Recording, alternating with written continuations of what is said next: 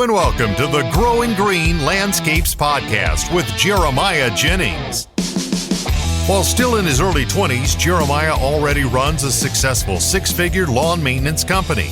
Listen in as he and his guests share the things that have brought them success that can help you in your business. As a young entrepreneur in the green industry, Jeremiah emphasizes the tips and tricks involved in running a lawn maintenance business while discussing the principles applying to all small businesses.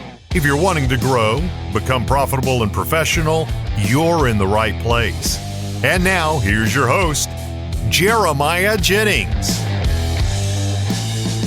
What's up, everybody? Thanks for tuning in to another episode here on the Growing Green Landscapes podcast. This is your host, Jeremiah Jennings. I am so excited to be coming to you today with a guest interview all the way from the other side of the country. We are talking with Luke Donley from California. Man, this is a long way. You might be the furthest guest. I think you actually are the furthest guest. I can't think of anybody else. I don't even know anybody else out your way. I literally don't even know any. I know one girl up in Washington State, I think is where she's at. But how you doing tonight, man?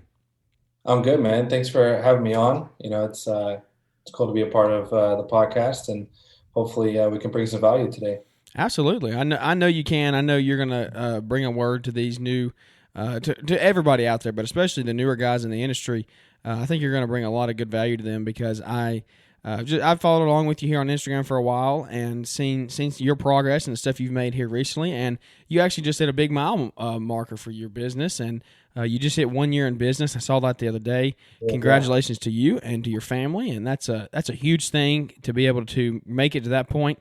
And you're just in the beginning. Like you hadn't even gotten to the middle stages yet. You're just getting started, but you're already making big moves. I saw you got a new truck and all that. We'll get into that later in the show, but. Kind of take everybody through and kind of introduce yourself, who you are, how you got started. Give everybody like a 2 or 3 minute catch up here to tell us how you got to where you are today.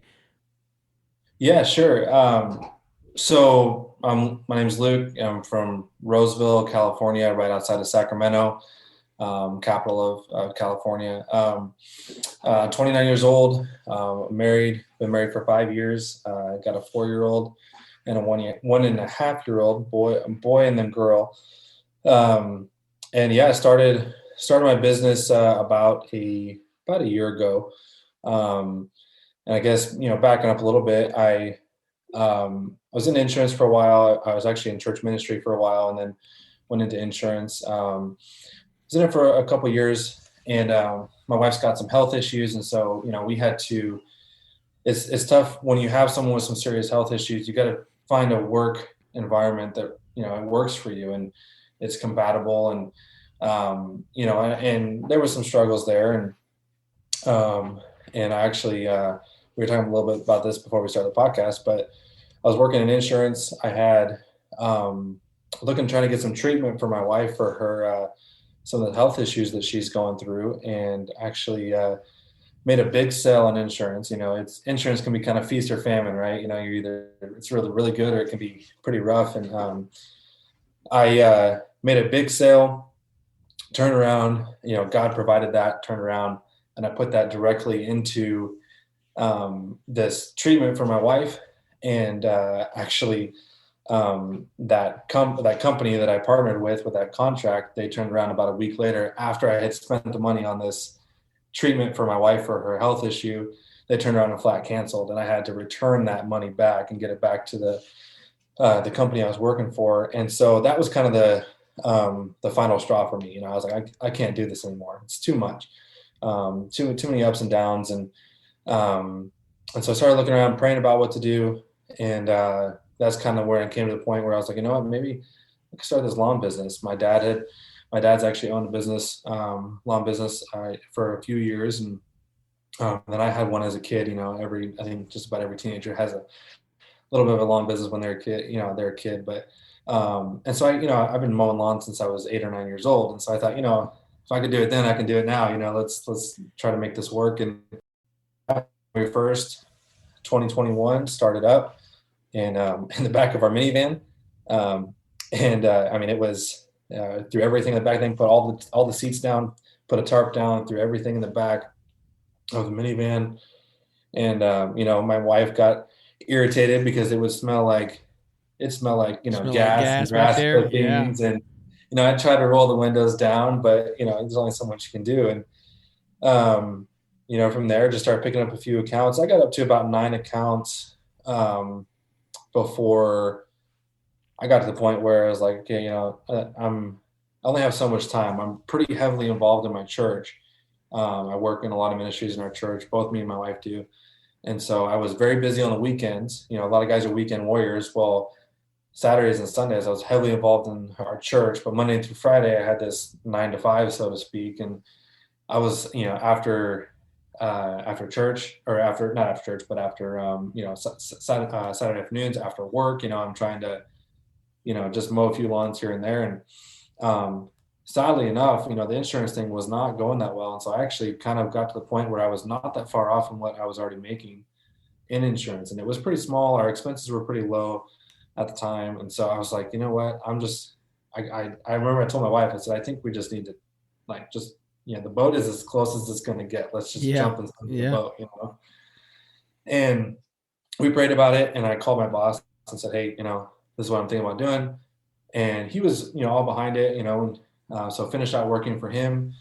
And then we jumped in, and just started swimming. And, I remember that the next week after I was full-time doing this now, right?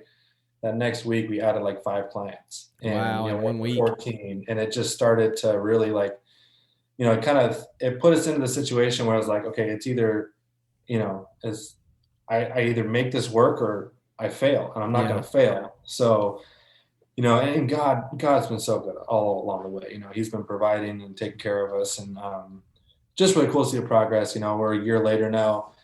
I'm up to, I was looking at the other day, I think I had around 50 clients at one point, and I've weeded a lot of those out. And I kind of, when you first start, you take on, I think Caleb Baldwin calls it, Grandma Herfenerbler, is going to, try to underbid you and, try to get to work you down the price and overwork you. And, I had a few like that. And I had some that I took on because I just need to work. I need to put food on the table, but I was driving way too far and that sort of thing. So right now I think I'm sitting at 33 clients, and I'm making, we as a family are making like 2.5 times what I ever made my best month in insurance. Wow. And in a year. And it's not, especially from my area, it's not enough yet. It's still, we're on the edge, and we're doing okay. We're surviving. First year is kind of surviving and get through, For sure. Yeah. But now it's kind of like, okay, we got this base. We're going into year 2 now. And it's just cool to see the whole process, how God's taken us from one step to the other. We went from minivan to truck and trailer to new truck and trailer, and it's just really cool to see how God has worked all the way along the way. Now that was probably a little bit longer than 2 or 3 minutes. But, no, I love it. That's kind of the story there. No, I love it. And it's true. We talk about faith on the show all the time, and that's when you're faithful to him, he's going to be faithful to you, and he's going to take care of you. And it's not to say there's not trials and struggles along the way. Nobody said Christian faith was going to be easy. It's definitely not. I mean, you're sitting here, your wife has health issues, you're just trying to take care of her, and then boom, all that money gets taken away from you. So I'm sure that was extremely stressful. I can't imagine what that was like, what kind of stress that put on y'all's family and stuff. But at the end of the day, he provided, and he always will when you trust him and go after him. Absolutely, yeah, totally. So it sounds to me like you are doing a really, really good job. I mean, you're weeding out the bad ones, like you're saying. You downsize a little bit. You're probably not making that much less money if you raise some prices, and you're going to be raising. I know you're going to be raising prices this year, especially with inflation. I just bought Paul Jameson's rate increase letter, like I think it was New Year's Eve. He had that sale going, and so I gotta get this. I'm going to be sending that out to some of those first clients we got for sure.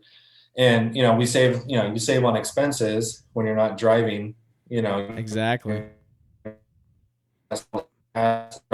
minutes out for 2 lawns, so we saved a lot by doing that as well. But yeah, no, it's been a cool process. God's been really good all on the way. Absolutely. When you're not driving all over the place, it makes a difference. And even just with your time, like you don't feel like you're wasting time sitting there behind the wheel. Yeah. So how are you doing this? Are you still solo? Were you solo all last year? You rocking solo still? How's that looking? So I'm still solo. And with, I've got, like I said, 33 accounts. I can still put on more. I was doing at most probably like 40, 42 by myself. And that was I was getting towards that max of, because I guess, we don't have huge properties here. We're in more of a metro area. So it's not huge properties. But the one thing I've noticed that's different than some other parts of the country is we may have a smaller lawn, but we have a ton of plants and shrubs and full service maintenance type A lot of of stuff stuff. to go around, a lot of things to do there. Yeah. So we don't, when I first started, I was like, okay, I'm going to be, mow, blow, and go. And I'm just going to put as many accounts together as I can. And, just kind of, that quantity, right? Still provide quality work, but just how many can I jam pack into a day? And it works for a lot of people. But when I realized real quickly that wasn't going to work. And I needed to, offer the shrub maintenance and pruning and plant maintenance, and which that area I've really had to grow in, because there's a lot of plants here that, I'm not used to, or even that, for whatever reason, everybody loves the palm plants here, but they're not even necessarily native to our area, but people love them here. So they're all planted here. So you got to learn how to maintain those and know how to, work through all that. And, but yeah, so we, we're trying to do more full maintenance. So I might spend an hour on a property doing, some plant maintenance, mowing the lawn, trimming and edging the lawn, but also plant maintenance and shrub maintenance, that type of thing. So now I know I saw on your Instagram, I know if you're spending an hour on the lawn, you're getting rid of those $35 cuts, right? I know you're not keeping those anymore. For sure. Yeah. I was going through your Instagram back. It was like your second post or whatever, and it was $35. I was like, he's got to get this off here. He's got to get updated. Yeah. That 35 was back in the mow, blow, and go stages. And I was like, all right, I'm going to, and honestly, I have some properties, my minimum, if I'm doing mow, blow, and go, I have a few that I still do like that they don't want anything extra done. I'm trying to phase those out, but my minimum is still 40, and that's a minimum. You don't need to go anywhere near that. Right. But that lawn takes me 10 minutes to do. For sure. Yeah. It's so small, know. And so that's like bare minimum where I'm literally showing up, I'm mowing your lawn, I'm trimming it, I'm blowing, and I'm done. And you're out of there. Yeah. I'm out of there in 10 minutes, So yeah, I'm definitely not down where I was for sure. Yeah. No, I hear you. That's cool. I mean, you figure that out. There's a lot of guys that won't figure that out for years, and you figured it out in less than 12 months. So that's a really cool thing. And credit with that to a lot of podcasts like this. Yeah. Like, I just put a post on my Instagram the other day, kind of recapping that 1 year.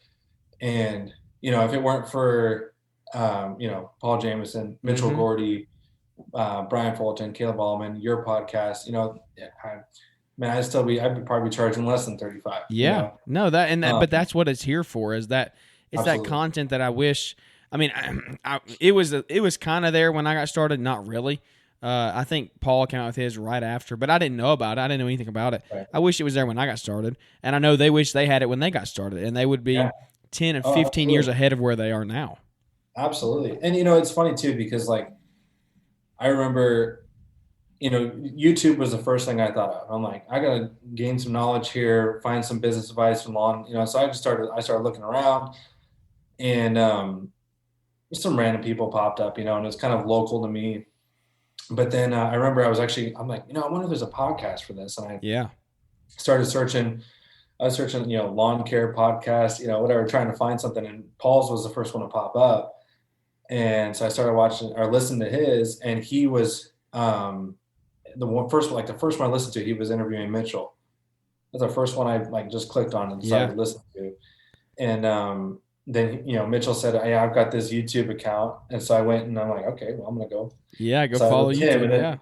And then, Brian started popping up in the suggested and all that thing, and here I am, I'm at my insurance job and I'm fielding phone calls, but in between the phone calls, I'm, YouTube as I can, trying to, just intake whatever I can and learn and grow. And so, a lot of the things that I have learned, Sean Spencer is another one of those guys that I learned, about. He was one of the first ones I heard about Google My Business and, setting up your SEO and, and I thank God for people like that have taught me, our Google listing shows up in Roseville, which is a city of 150,000 people.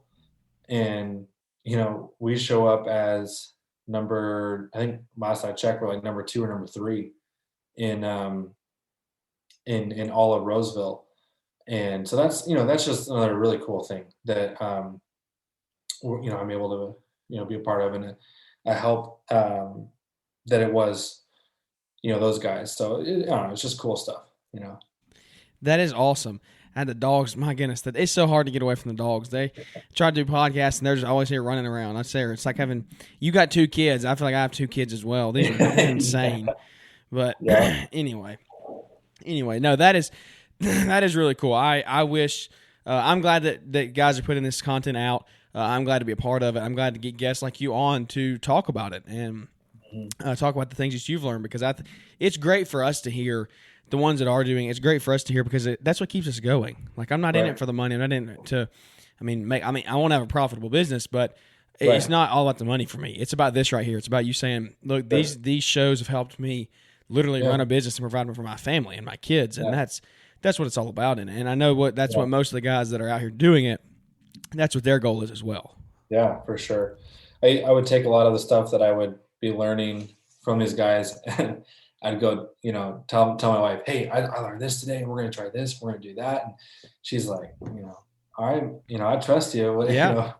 Whatever you think is right, and she started to see slowly how these guys, I'd say, hey, Caleb, she knows some of these guys, by name now. She has no idea who they are, but, I'm like, hey, Caleb said to, try this. And so I'm going to try that, and it worked out. And so, it's cool to see even she sees, the value in it. And, I remember some of the stuff I had learned.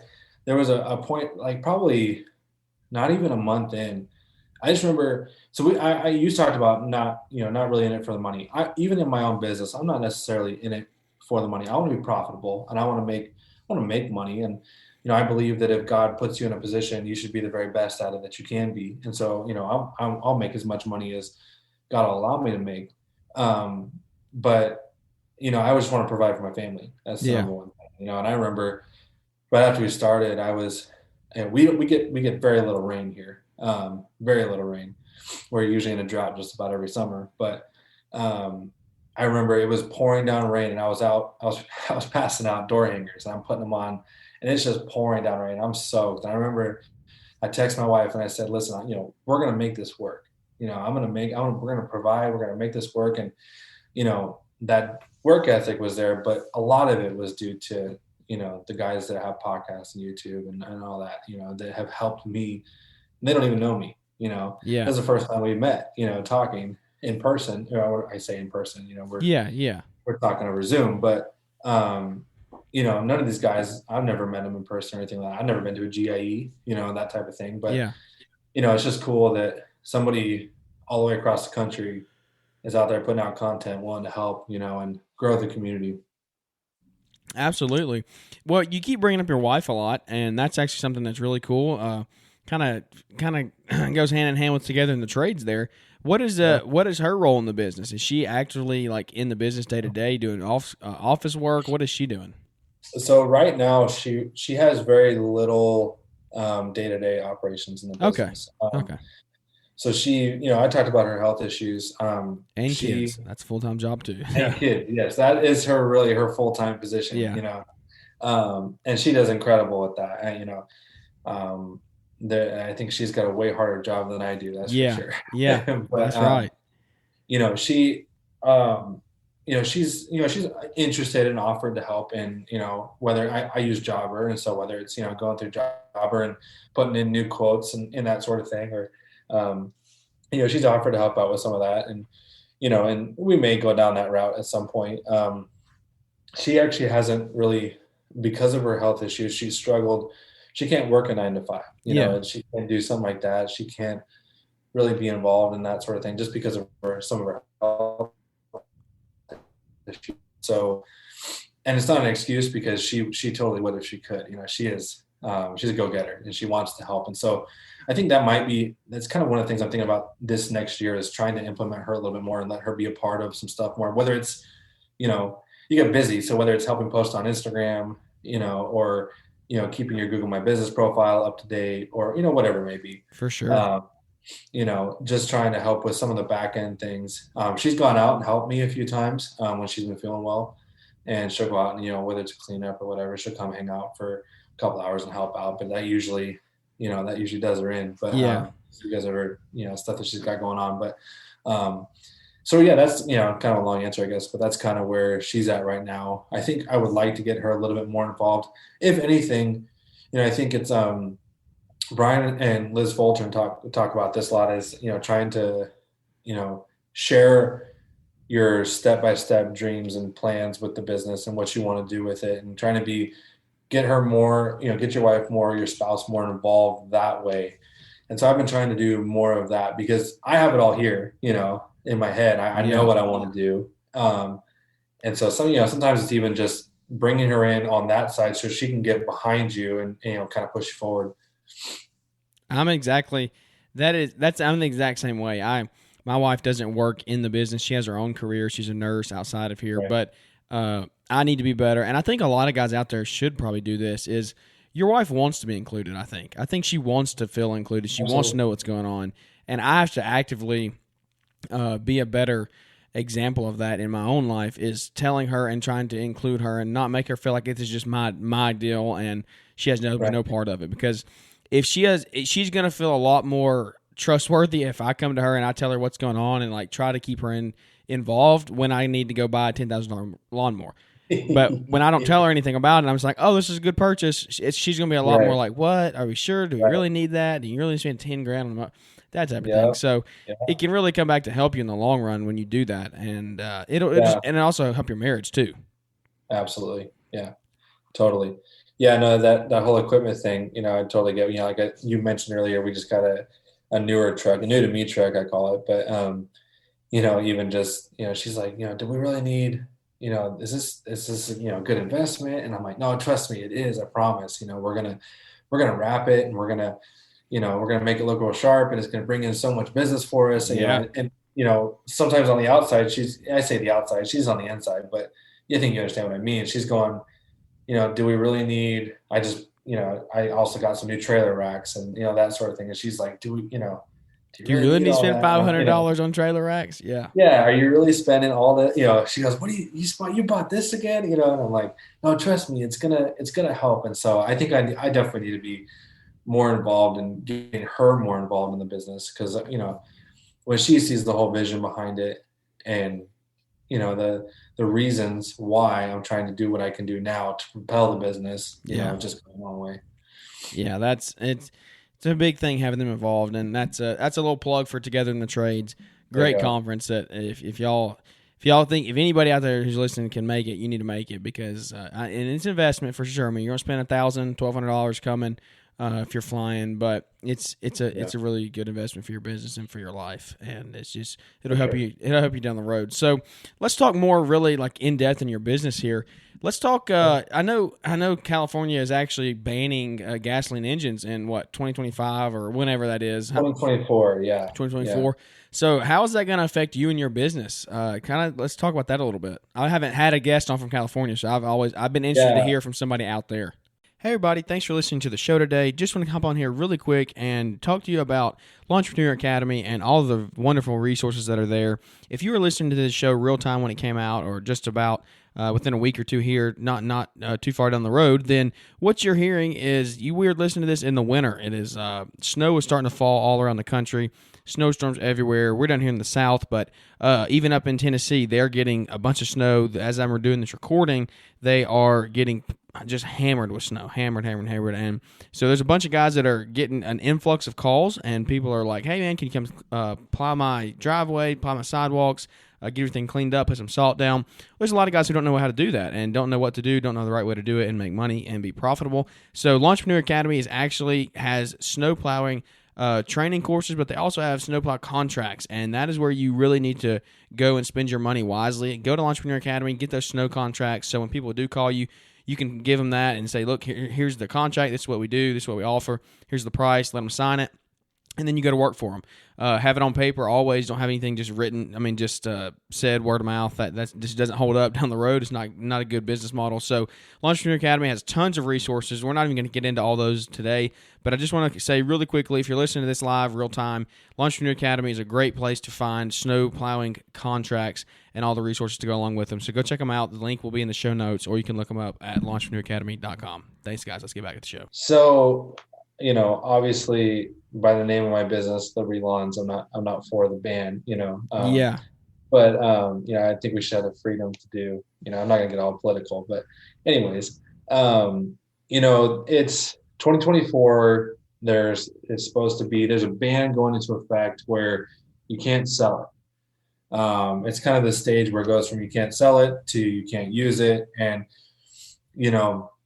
it's going to be interesting to see, I listen, like I said before, I listen to all these podcasts and I hear, some that say it's the future. And then I hear some that say it's not there yet. And I don't see that all of the technology is there yet, especially when it comes to battery life, right? Mm-hmm. If I've got to use that for 8 or 10 hours a day, it's not going to last. Yeah. And so at least where the technology is at right now. Now, give it a couple years, we may be there. Who knows? But, I've experimented with some of the different things. I think the things that are closest, the equipment that's closest right now is like your trimmers, hedge trimmers, or even your string trimmers, like, weed whackers, those type of things. The blowers, I mean, I've got an Echo, 9010, PB9010. And yeah, there's nothing close to that one yet. There's nothing close to that. It's not the same. You use one of those little handheld blowers, battery powered blowers, and barely blows the trash off the ground, right? Yeah. But so I think that it's evolving and it's coming. But will you be like integrating it? Do you think you're going to try to integrate it here in the next couple of years? Probably will have to. I would assume. Yeah. I've kind of been looking at that, and is it something that, do I just go ahead and switch over now, or, do I just slowly bring it in? That's kind of one thing I'm still kind of wrestling with is. Yeah. I think if I was you, the only thing that would be holding me back is the price point for the mowers. Because I don't know, because it sounds like in your situation, a battery powered mower would be totally fine. If you're mowing small yards that are taking you 20, 30 minutes at a time to actually mow it, because just the thing, you got to think about, you're only mowing 20, 30 minutes at a time, whereas the other, if you're there for an hour, you're like you're saying, you're trimming, you're blowing, you're doing bush maintenance, shrub maintenance. So like your mower isn't really running 8 to 10 hours a day. You might be working an 8 to 10 hour day, but your mower's not running that long. And that's true. That's a great point. But the price point right now is still insane. It needs to come down a lot. Well, even like I know Toro has the 21-inch commercial mower. Oh yeah. Now you push mow everything, or do you have riders? Right now, I push mow everything. Okay, now that that would be a. So I've got right now. I have the Toro 30-inch. I think it's Turf Master. I think it's called. Yeah. So that's what I'm using right now, and I love that mower. It's great. It's 30-inch, so it's bigger than your 21. I started with a 21-inch, Toro Recycler, which is the homeowner grade. And, I had one of those same ones. There's nothing wrong with it. Got to baby it along the way. Wheels would break off. I bought mine from a flea market. Yeah, there you go. I got mine for free, so that's even better. Yeah. But it's. I think it is the future, and there is also an element here where I'm at where people are much more green. You might call it. Yeah. Where people might even look at that. I've even thought about just doing it just for the marketing aspect. That's a good point. We've talked about that on the show before, is if you think you could upsell that and get a higher rate from your customers. Because if you actually have, in my part of the world, no way. Nobody's going to pay for that. That's just not in Alabama, people aren't going to pay for that. Not in my city. But where you are, I mean, California, I could definitely see that being a good marketing strategy. Yeah. And so honestly, that's probably the biggest thing that's kind of kept me thinking about it is, maybe do it just for that reason. But then, like you said, the price point is still. Well, I don't even know about the price point for the like the little 21-inch ones. They can't be that bad because, Brian and them gave one away at the meetup last year. So Toro wouldn't be just throwing those things out there if they were that expensive. The riders is what I was talking about, but I didn't even realize. So does your model put you on a stander or a rider at any point, do you think? Or you think you're just are your yards so small they're going to strictly be push mode? So there's a huge market for commercial here.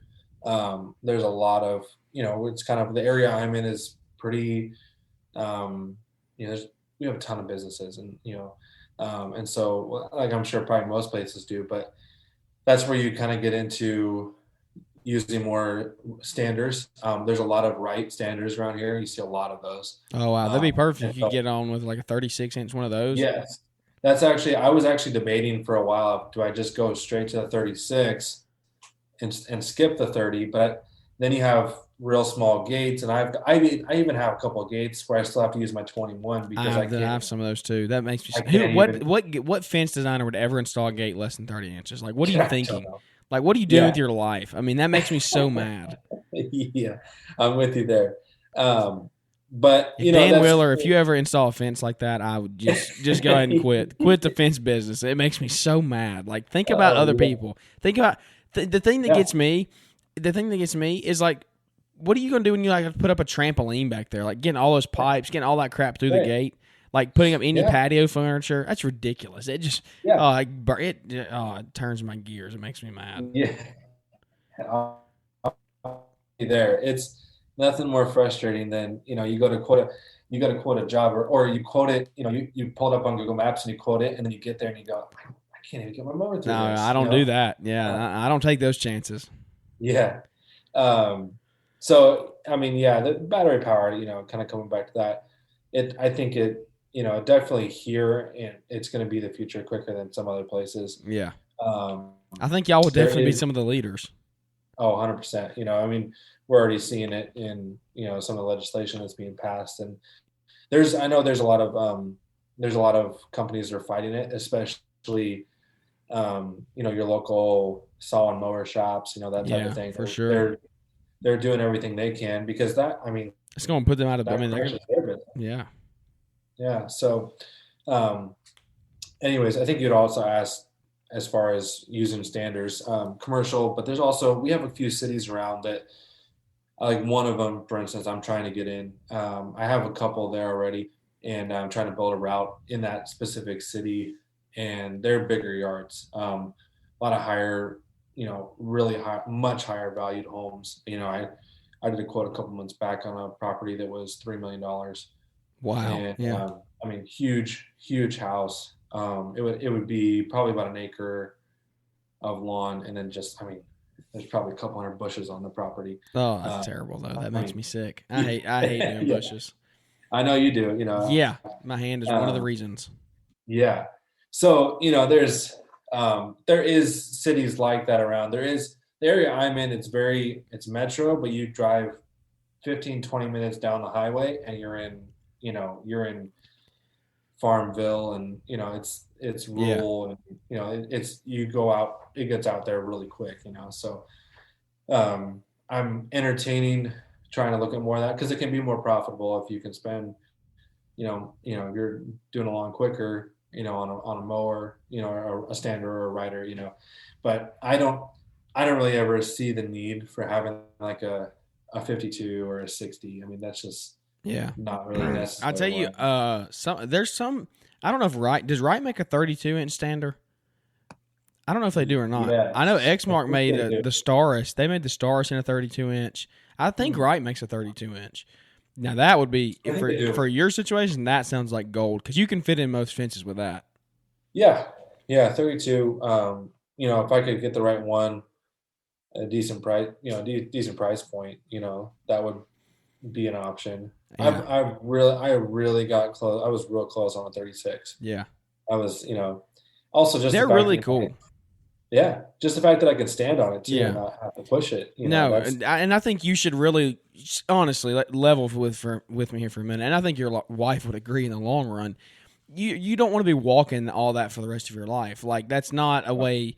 It's not a way to be as profitable. First off, but like it's just not. There's no point in putting that wear and tear on your joints, your knees. Like that's just not worth it. I mean, you could be able to stand on that thing, do it twice as fast. hop on and Oh, off yeah. to pick up the trash. Like, it's just if for the standard that I got for my neighborhood yards, I love the thing. Like, I'll always keep a standard in my arsenal now, probably, if I keep small residential places. It's definitely going to be the next mower purchase that, where I'm going to go with is probably a 36, just because then I can do it on most properties, also commercial. And I'm trying to get a few more commercial. Yeah. I've got a quote out on a commercial right now that would be perfect for a 36. Yeah.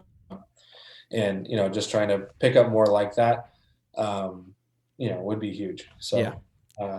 I guess we'll see in time. But, yeah, we'll see what happens. 2-2. You never know what can happen. Hey, it's going to be a good year, I think. So, absolutely. Well, man, let's talk some business real quick. We've talked some really good stuff about how you operate your business and what your business looks like, some equipment and stuff. Let's talk about business principles and some things that you've learned here. That's what I really want to get you on the show for. Is you're still fresh in this thing. You're a year in. Let's go back to day one and let's talk about some things that you wish now, and from now to day one, what are some things you wish you would have known going in that you know now that you would give some advice to somebody else starting out, somebody else who's in that minivan, who's putting the stuff in the back? Like, what are some first beginning steps that you would say? Because I know we have guys out here listening right now to this episode that they're still working their 9 to 5. They're thinking about transitioning. I get messages every other day about somebody saying that. And so I really want to help out those listeners, you guys that's listening. That's what I think you can bring some really good value here. So let's open that book here and see where it takes us on some things that you think, some advice you think you could give to those guys. Yeah. So I think one thing in particular that I really struggled with was patience. The work ethic was there. I was willing to put in whatever time necessary. And I think most guys, if you're going to go out and start a business like this, you don't have an issue with work ethic in most cases. Yeah. If you do, don't start a business. Right. Exactly. But for me, it was the patience of, as Paul says all the time, getting the boat close to the dock. Right. Yeah. Yeah. I jumped pretty early. And maybe there was a little bit of impatience, but I saw the kind of the building blocks that were happening. And so I knew it wasn't going to be that bad of a jump. I was also in kind of a different situation. Again, going back to my wife's health situation, but we were also, when we moved to California, we were living with family. And so my expenses were a lot bit better than some others might be. And so we, for a short while, had moved in with family to, that really lightens the load. That helps. Oh, it helped immensely. But I also was very impatient, and I wanted all the nicest stuff right away, and I wanted to, because it's tough when you look on social media, you look on YouTube, and you see these people that have everything, and they want, and you go, man, I just want all that right now. And so for me, I had to learn a lot of patience, right? And, pass out the flyers and build your SEO on your Google My Business, and, post on social media and get in those Facebook groups. And I was doing all of those different things, but just the patience of, knowing when the right time was there to make that move, to make that jump. And then also not getting sidetracked with all the extras. There's been one, in my wife and I, in our relationship, they say there's a saver and a spender, right? In each relationship, I'm the spender. That's just kind of how I am. And so I knew, looking at, whether it was a new mower or whether it was new equipment, I wanted to go out and just get, everything brand new. And I was, I knew why. I could tell my wife why we needed it. Yeah. And she would go, do you want it or do you need it? Yeah. And I go, both. And, I try to convince her, and, eventually, okay, yeah, you're right. We can hold off. And I went my whole first year with that. The only mower I used was that 21-inch recycler. That was it. And so, just kind of that patience of, don't get caught up in what everybody else is doing. Just, kind of keep your head down, keep grinding, keep hustling. It'll start to pay off. Here I am a year later buying my first mower for my business. Yeah. Which is crazy, and just that patience of, hold on, kind of work through it. Use, I think Caleb says, all the time, buy the best of what you can afford. I may be messing At the it up. time. No, that's right. Buy the best equipment that you can afford at the time. That's it. Yeah. So, that's what I did. Now, thankfully, right as I was starting my business, we had those stimulus checks coming out. Oh, wow. Yeah. That So helps.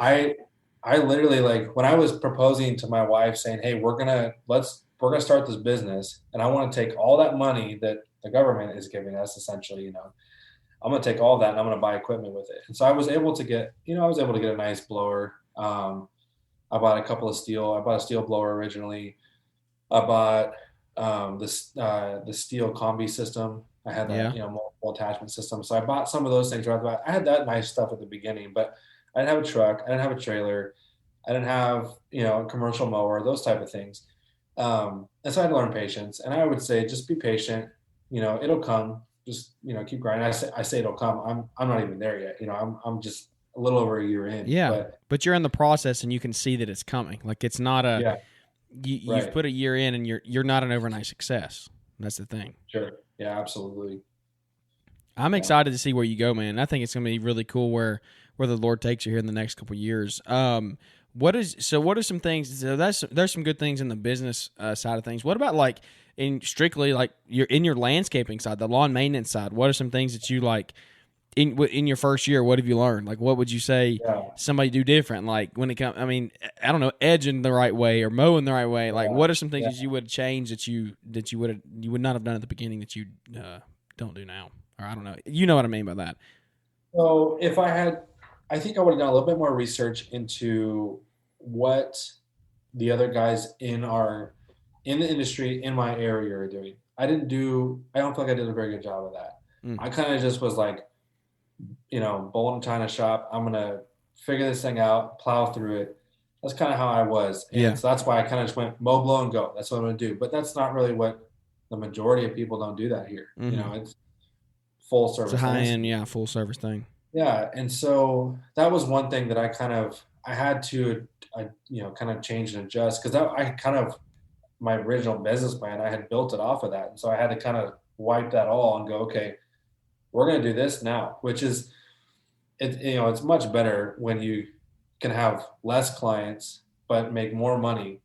It pays off way better. Yeah. But as far as, the mowing, the edging, I was okay with. Probably the biggest setback for me has been plant maintenance. Just because I deal with so many different types of plants, I don't even, I'd have clients that would tell me what that plant was, and I'd shake my head and go, I hope you're not lying to me. That's exactly what that is. Yeah. I have no idea. Fake it till you make it. Yeah. To a certain extent. Yeah. But I was just trying to, make it. And there was many times where I got to the point where I was like, look, I don't know. I don't know what that plan is, but I'll figure it out. I'll go research it. I'll YouTube it. I'll Google it. I'll figure it out, And I actually, not long, it's probably about 6 months ago, I found an app that you take a picture of a plant. It tells you exactly what it is. It gives you the Latin name for it and all the care and how to take care of it. What is that app? I need that app. All the listeners need that app. Yeah, it's called Picture This. Picture This. Yep. So, I think I paid, it's like $40 or $50 for the year. Oh, that's not totally bad. Worth it. Yeah. And you can save plants. So like I have clients that I go in and I have 5 different clients with the same type of plant, whether it be a Calla lily, or I have some with like sago palms, I'm still learning and I'm trying to grow. And there's, how many thousands of types of plants are there out there, right? But it's so nice just to be able to snap a picture of it real quick. That is really cool. That's a cool tool. It loads up, tells you exactly what to do with it. And I'm like, okay. Yeah, let's do it. This is how we take care of this plant. And then I can save that into my section of these are my plants. Yeah. And then I can just reference them from time to time. And it tells you when to fertilize them. And it's really cool. If you do fertilizer, if you go into all that stuff, there's all kinds of stuff. Have you seen this? I actually saw this today. I think Trifecta posted a clip of somebody else's TikTok on their thing. But I think saw that. where you can take a picture with your iPhone and it tells you what the tree is. I saw that. I literally ran out of daylight today. I'm going to do it tomorrow. I'll post an Instagram story. That's crazy. I saw that and I thought, man, I paid $50 for this app, and I can just do this on Google. Are you kidding me? I could have, yeah, you could have just used your phone. Yeah. I thought the same thing. I didn't even know it would do that. No, I had no idea. I'm going to try it out tomorrow, see if it's fake or it's not. worked. Yeah, there you go. It's worked great for me, and and I think one thing I learned also kind of along lines with that is just be honest with people. Yeah. If you don't know, don't. People can tell if you're blowing smoke. For sure. Just tell them the truth. Don't fake it too long, Yes. and they're going to respect you a lot more when you tell them and when you're honest. Correct. Yeah, absolutely. And I've seen that with because you have some. Maybe you're the same way. I have some clients that they know every plant that's in their yard. Oh yeah. And they know exactly what it is and how to take care of it. And so they see you out there, and you're first time I'm clipping these, and yeah. What they'll be out there quicker and you know what happened. Yep. Yeah, exactly. And so, there's been times where I was just like, hey, I apologize. I thought this was how we're supposed to do it. I'm going to go research that. Or I even said, teach me, show me how to do it. Show me how, Yeah. And gives them that little confidence boost of, I taught the landscaper how to do it. Yeah. Oh my, I can't give them that. I've had customers come out and tell me how they could edge better than me. I had a lady one day ask me to give her the weed eater so she could edge because she thought she could do it better. I was like, "Are you kidding?" It was insane. She was crazy, man. But she actually still have her as a customer. Speaking of edging and trimming, because I flip edge with the trimmer, and just that's how I typically do it. That's how we do it. And one thing I did was, I would over edge, and so I do it like every week. And then I had several clients, and it was, just ignorance on my end, but I had several clients that were like, "Man, that edge is getting really thick there." Getting thick, what's going on? And I'm like, "Oh, I'm thinking, no, it looks great. It's a nice clean edge there, And then I quickly, I realized, okay, maybe every other week, kind of take it easy on the grass, don't cut it back so far. But that is cool. We hadn't even, I hate to interrupt you. That's not that we hadn't even talk about that yet. Though you started weekly right off the bat, right? You were it sounds like you're a year in and you're already doing weekly, so that's very good. So that was one thing, kind of that mow, blow, and go thing. I would take anybody if you wanted weekly or bi-weekly. Is really what I did. But after about 2 months, I went, no, weekly only. That's insane, man. That is so cool that you figured out that fast. Like that's a lot. That's a business changing decision right there. Oh, 100%. And then again, I keep going back to it, but that credit to the podcast. Yeah. And the YouTube videos out there, because I would have just been, from some of my experience that I had is, when I was a kid, it was just I go every other week. And I cut, so ladies in the church, I cut their lawn every other week, Yep. Which it's proof that you should be self-educating. That's what that's what your story is, proof of self-education and how possible it is to totally change your life and your business just from doing a little research. Totally. Yeah. So now it's weekly only. I have one client. I have 2 clients in my church one is bi-weekly. And it's like literally down the street from another one I already do. So I'm like, Yeah. Everybody has those. And then I have another person in my church who he mows his lawn every week, but he doesn't trim. Yeah. He doesn't prune. And so I go in once a month and do his, but that's it. It's really, everything else is weekly. I don't take on anything else other than weekly. It's so much easier. That's the way to do it, man. You said that, man, we're already at 50 minutes almost. This has been a really cool show. You said you have a lot of mentors earlier on. You were saying you had a lot of mentors in different areas. You do some reffing and stuff. I know you're in the faith, so I'm sure you have Christian mentors as well. What is some of the best? Let's take this across the board. It can be faith-based here. It can be whatever. Business, whatever you want it to be. What is some of the best advice? What is the best business advice you've ever been given? Or not, I threw it in there. Not business. It doesn't have to be business advice. What's just the best overall advice? And if you have multiple, if you have one pertaining to business or to faith, whatever, let them go. But let's hear that. Cool. That's a loaded question. There's a lot of answers I can get there. Yeah.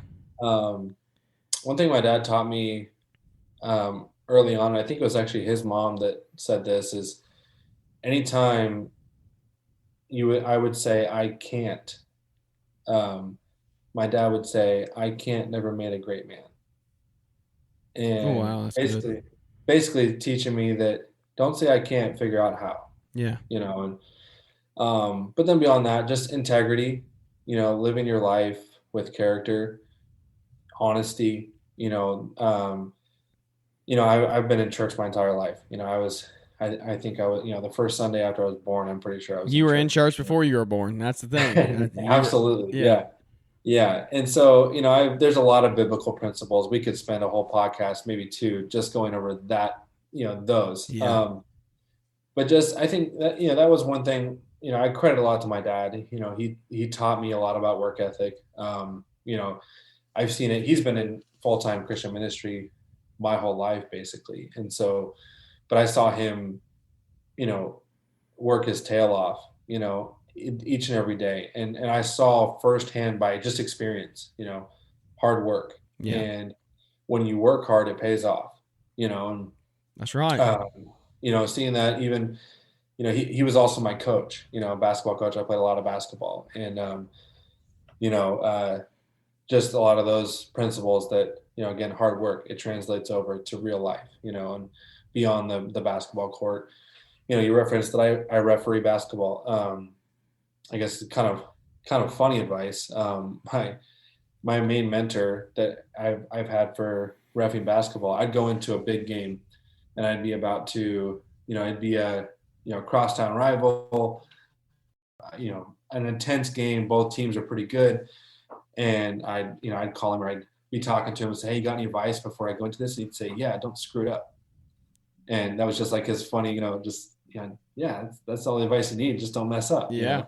And, but there's, I don't know. I mean, I guess I've kind of jumbled around there quite a bit. No, but, it was a broad question. All those answers are great answers.